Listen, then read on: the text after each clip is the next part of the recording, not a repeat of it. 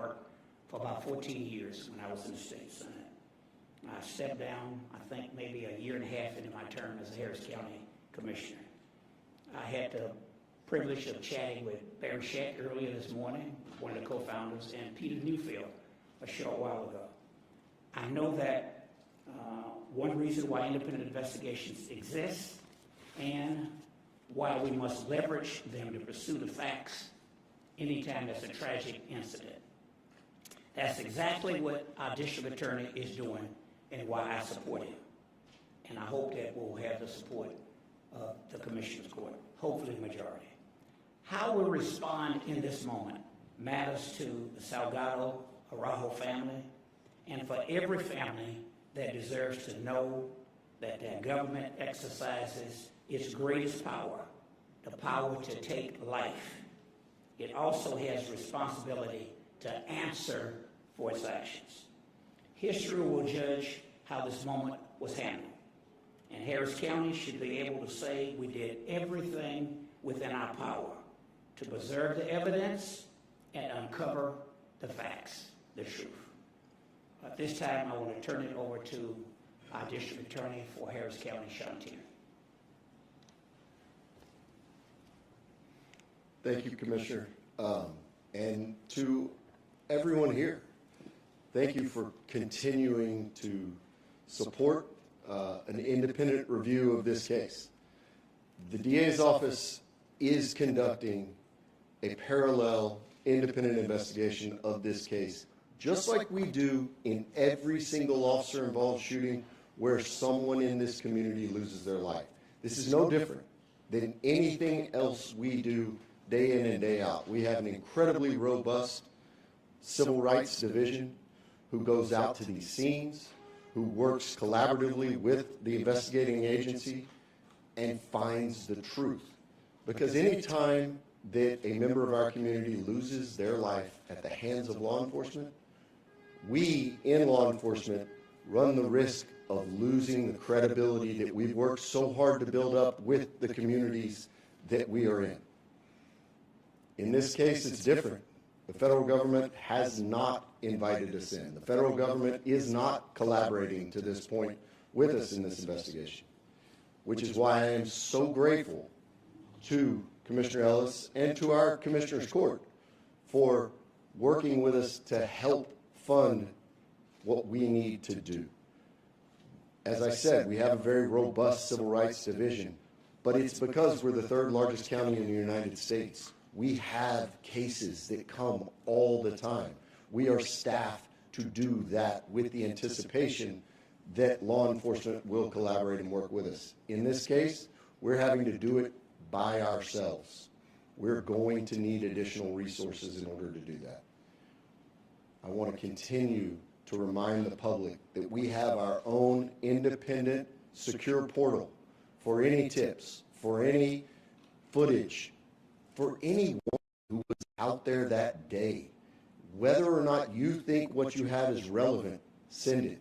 Please let us know. No one else has access to it. Our investigators are manning it 24 hours a day so that we can look at everything. At the end of this, however long it takes, and in all likelihood, this will take many, many months, potentially years, before we finally get the answers that we all need. But we will not rest, and we cannot do it without the support of the public and the support of our commissioners. So that is what we are doing. We are running this investigation so that we can be transparent, so that the community as a whole, all of Harris County, all of Texas, and quite frankly, all of the United States can know what happened out there on that Tuesday morning.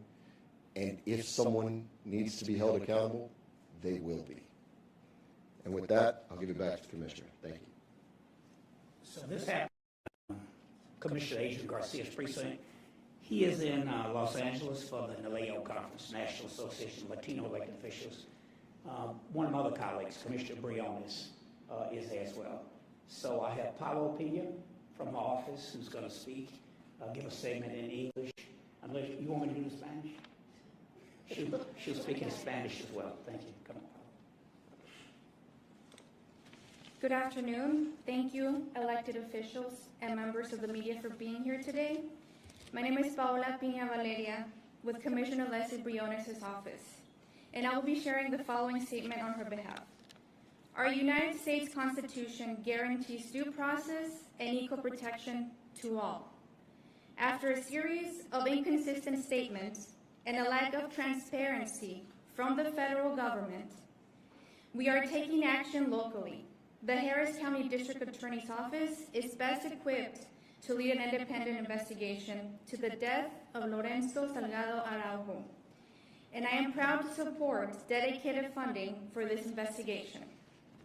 As a lawyer, a former civil court judge, wife, and a mother, nothing is more important to me than ensuring Harris County is a safe place for all families and that everyone's constitutional rights are protected.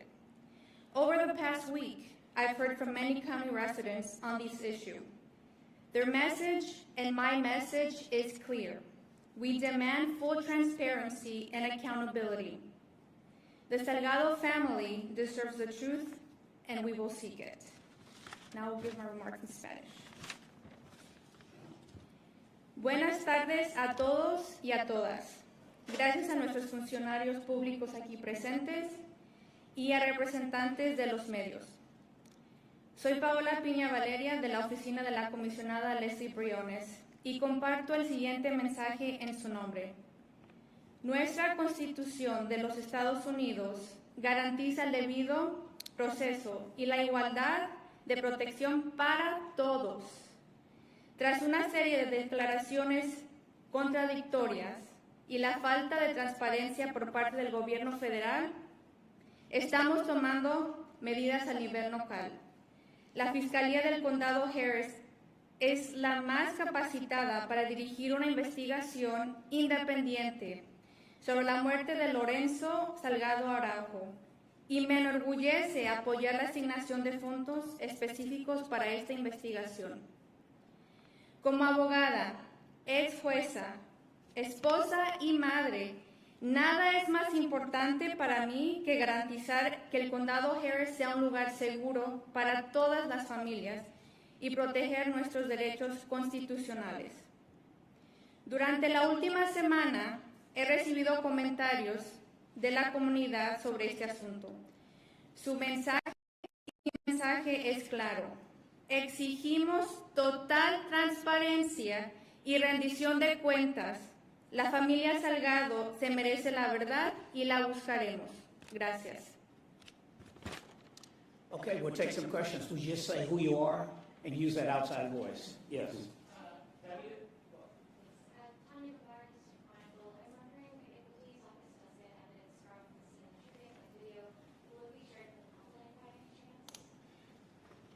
The short answer is eventually.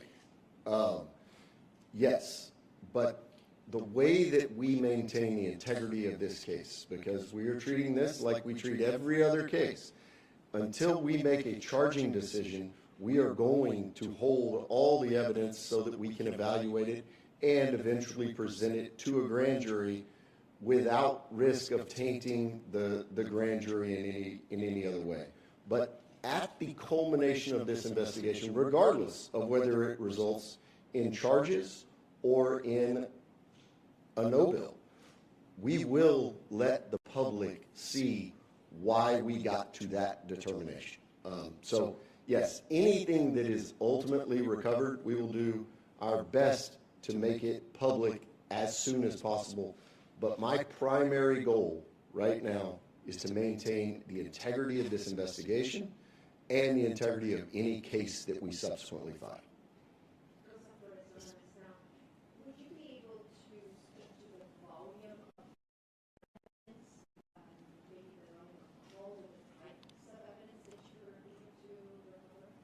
In the very broadest way, I can say that we have had an incredible outpouring of support and communication with our office from our community as a whole. As to specifics of what we've done and who we've gotten it from, I'm not going to go into that for the exact reason we talked about of the integrity of the case. But from the moment the portal opened to even before that, the community has rallied around this family.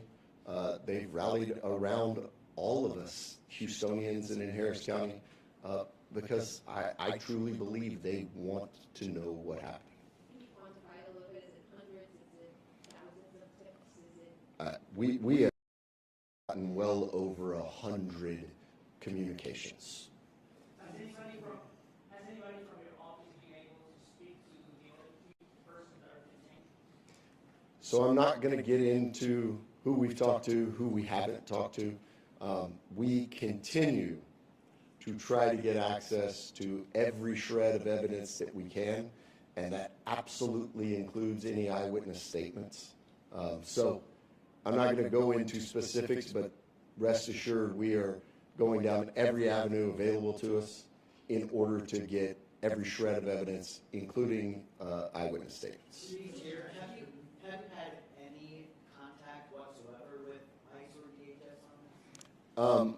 We have been in contact with the local HSI, ICE, special agents in charge. I spoke to her yesterday. She let me know that they are not running this investigation, the local side of it. We had a very fine conversation, but it wasn't substantive in any way. We've attempted to communicate with any number of federal agencies. We've had varying success in that. You mentioned speaking to the local office. They're not in charge of the investigation, but have they elaborated on if they're going to help you connect with the DHS agents that are in charge of this? I'm not going to get into any more specifics about what they said, but we have yet to speak to the investigative agency or the investigative branch that is actually looking into the shooting. You next, let's do you next. Yes, ma'am. Yes, for Commissioner Ellis and Dave Teare, two-part question. One, can you talk about exactly how much funding you're proposing, and Dave Teare, can you talk about what kind of resources this will provide for your office or administration? We're going through the budget process now. We don't know. It would be a guess at this point. I met briefly with his team. They know what they're doing. They're very thorough. I do know that we had a immigrant legal defense fund. So as I'm looking for pots of money, I did mention that to the budget director this morning, but wherever it leads us, whatever it costs within reason, it's important enough for us to do it. I know we have a shortfall, but you always have to prioritize. We're going through that process now. When he leaves here, he's going to a budget meeting. But it may take his team a couple of weeks, a month, to figure out exactly what they need.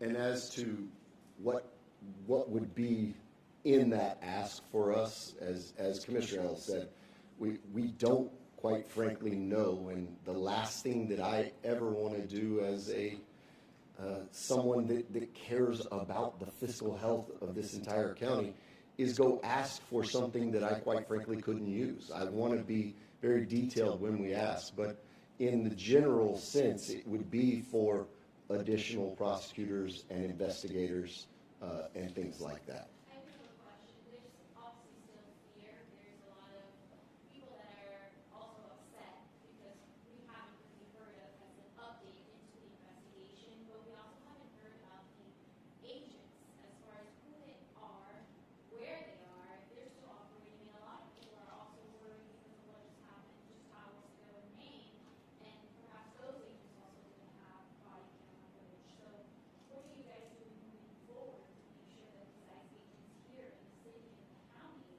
are being held accountable and have the proper equipment?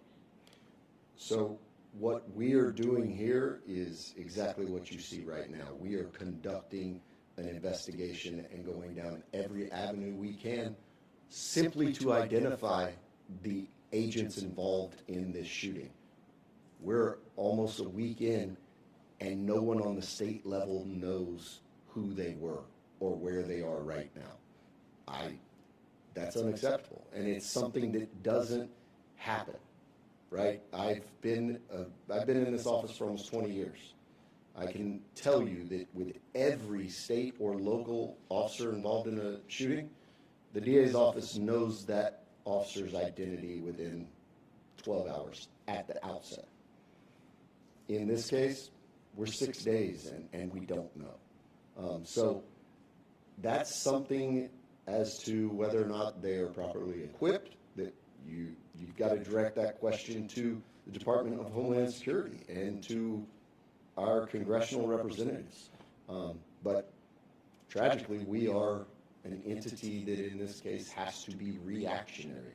We have to deal with things after they happen. And that's what we're trying to do in order to maintain the public trust, at least in our local law enforcement. Here. Right. And then we do you next. You next.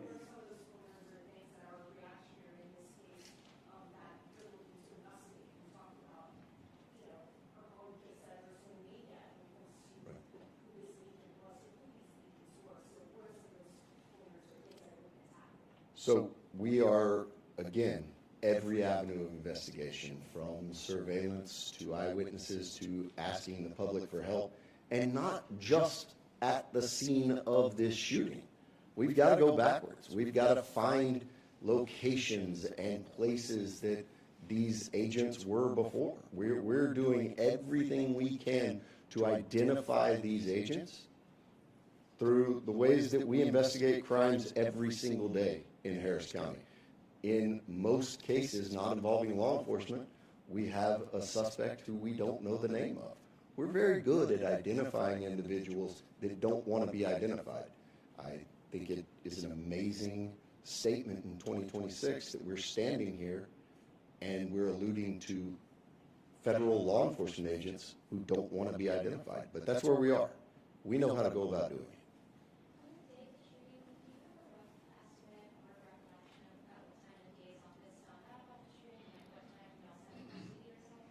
So without going into specific timelines, I can tell you that we were apprised of the shooting by the Houston Police Department while the scene was still active. We were also apprised that we were not invited onto that scene. And so it was hours and hours and hours after the scene was, what we say in law enforcement, clear, before our investigators were allowed to get onto the scene.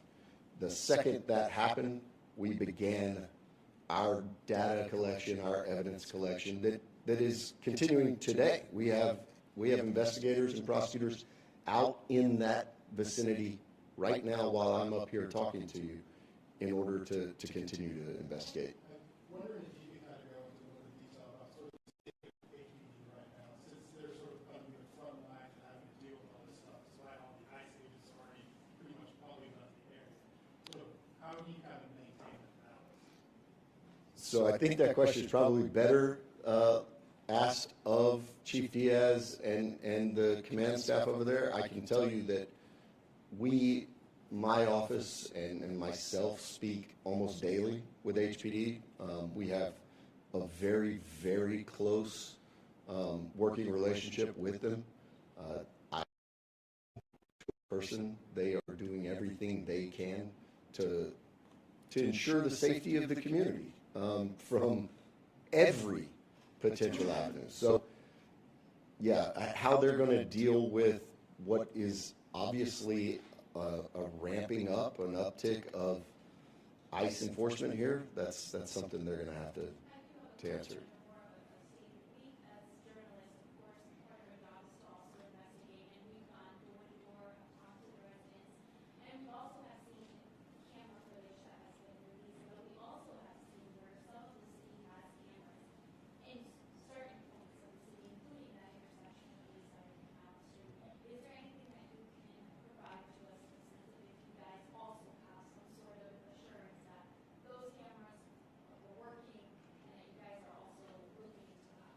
So I would love to stand up here and tell the public everything we've done.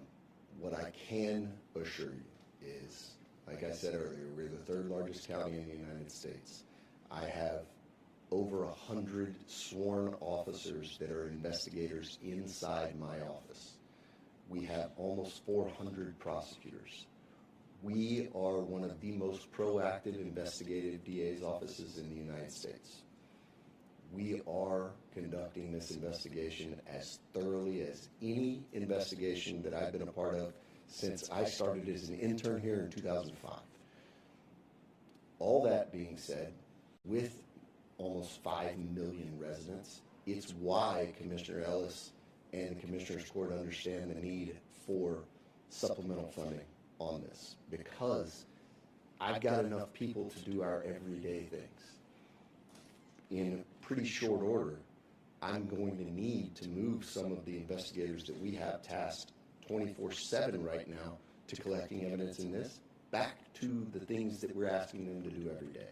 So I would love to tell you everything we're getting. I'm not going to, because I know the end of this is so important, but rest assured, if surveillance is to be gotten, we're getting it. Boom and then boom.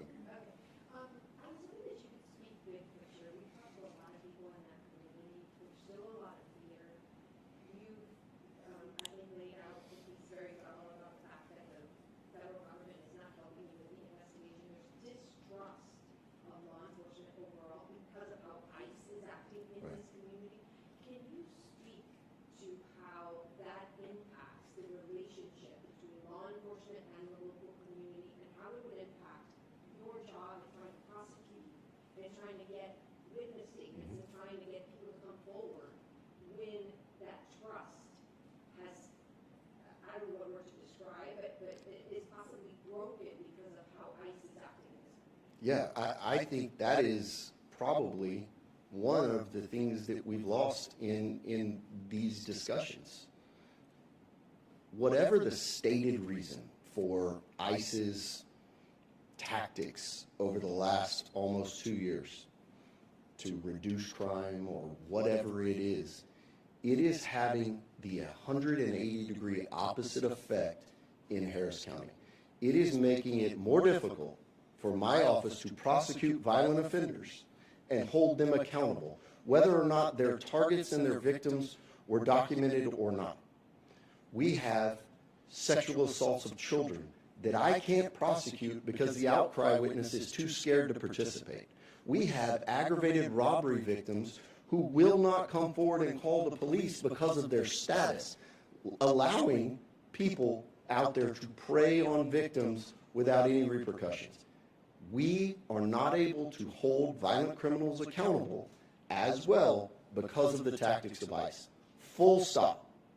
That is absolutely what's happening. And if you look across the board, the undocumented population in this country commits crimes at a lower rate than any other population. They're scared to get speeding tickets. We created a solution without, quite frankly, a problem compared to the rest of the population. And so, at the end of the day, this is having the wrong effect. It's making it more difficult for us to hold violent criminals accountable.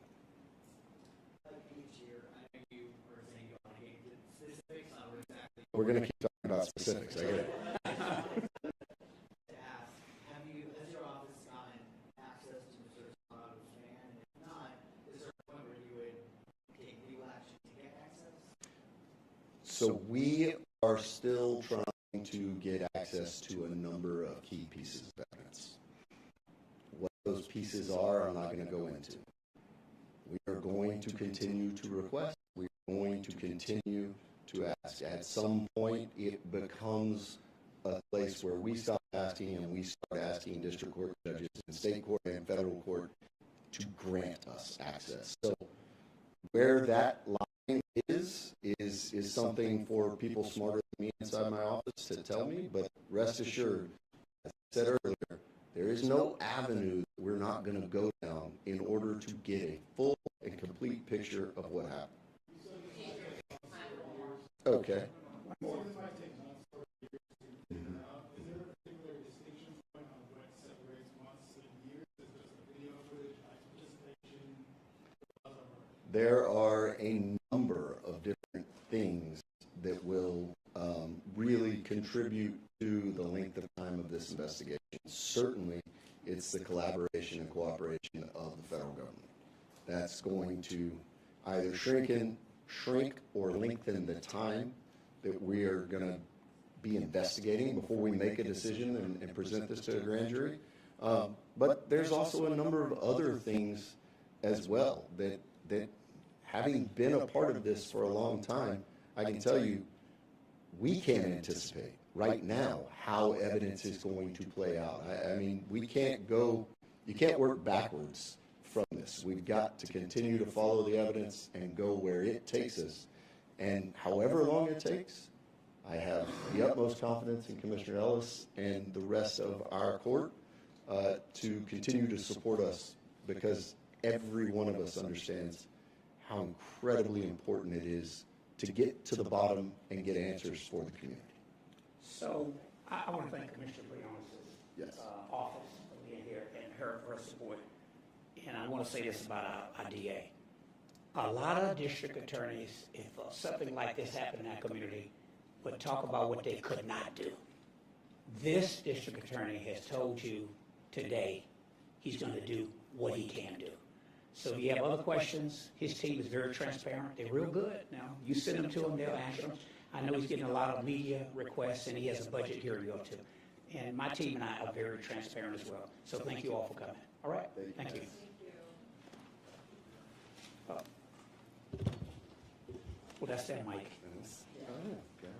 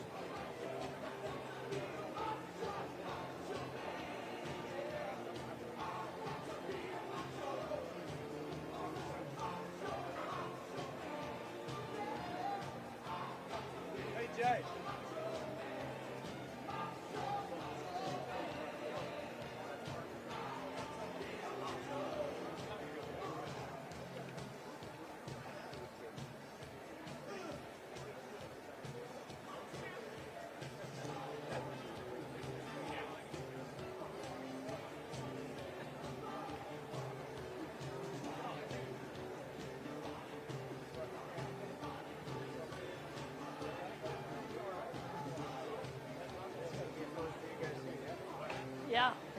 How close are we going to be to this? gonna be right here. It's going to be pretty loud, right? It is. How fast are you? Not very. Oh, no. It's taking, well, here we're going to get stuff. Oh, really? So it won't be at actual speed? What? How fast are you guys going to do it? Normally, how fast is it? 4.5 seconds. Yeah. Nice. Yeah. Today, I hope. Yeah. Takes this slow for you? It is. That's hilarious. Okay, yeah, This is the playlist, by the way, from his rallies. It's the same playlist every rally for almost 10 years. Like it's like burned in your mind as a reporter. Isn't that funny? Yeah. Every now and then they'll add one or two. Yeah. Yeah. Oh yeah. So you've just been hearing it over and over. You guys did an engine check. I was doing a TV hit when you guys grabbed one of the engines. Yeah, we waited a second. We're like, oh, let's wait for a second. Awesome. You can hear it all the way down the tents. fun for us, but we're not the regular day at the office. Yeah. Will you be here in August for the race? It's gonna be great. Yeah. It's gonna be awesome. How soon do you guys get access to the course? It won't be until that Saturday. Oh, really? Is that less time than usual? It is. Anymore, there's so much simulator time going on, and so the surfaces get scanned by surface scanners, so we know the exact grip. Oh, wow. You get plugged into these simulators. Both Chevy and Honda has these tech centers, and the guys sit there in there for to get about a day each, and it is like talk about glorified video. Like you change setups on the actual car, aerodynamic force and everything, it reacts. Wow. Yeah, and like 10 years ago, it wasn't a one-to-one. Now the tool has come so far that you can pretty much go testing in the simulator. Wow. It's pretty impressive. That's so cool. That's amazing. What is it? Is it a traveling simulator? No. Okay. So it's our simulator is based in Charlotte. Okay, so everyone has it. Every team has a different one. So Chevy owns theirs. Yeah. It's still a very, very expensive technology. So Chevy has theirs and Honda has theirs. So we then rent time for our drivers.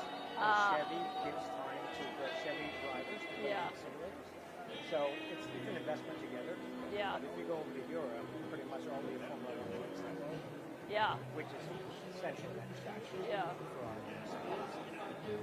Wow. That's so cool. Yeah, that's so cool. Excited to see the race in August. I'm excited to see it. We hear great things about it. You know, the pre-race and everything about it. I think it's the first thing I'll cover that'll impress my son.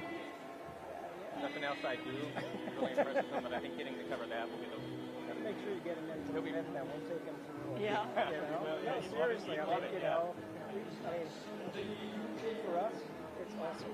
Right? Let's face it, you can't call it real dog. This is all I've done. Yeah. Playing the courses. Pretty cool. Quite the performance here. Have you been to the White House before? In 2006. Okay. When an American guy called Sam Horner Jr. won the Indy 500. Yeah. I was just pretty cheap at the time. Oh, cool. That's awesome. So 20 years. It was just a cruise. With the car. Yeah, so 20 years, yeah. Wow. Welcome back. Thank you.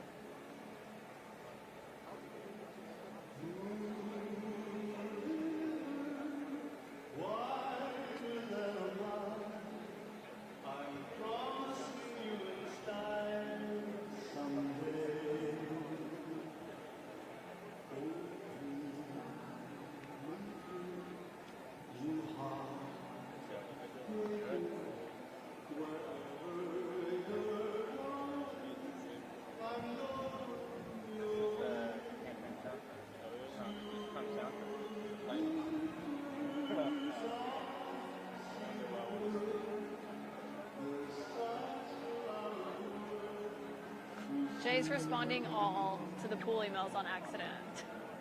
On what? He's responding to pool emails.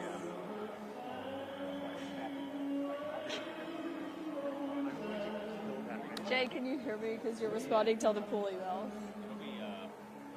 It'll be to kind of see how they do the setup and what it all looks like. I think there'll be a lot of interest in it.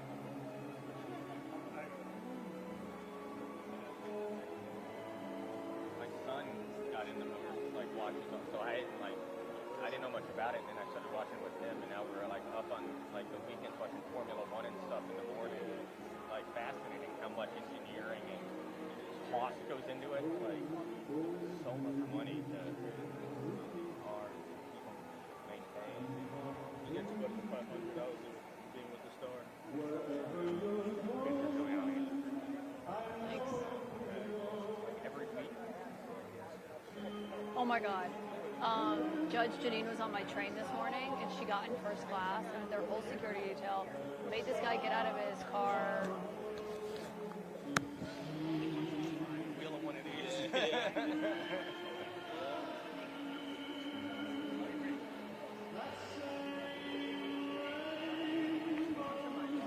guys, just a heads up. Joy Hustle's now said that I was 583.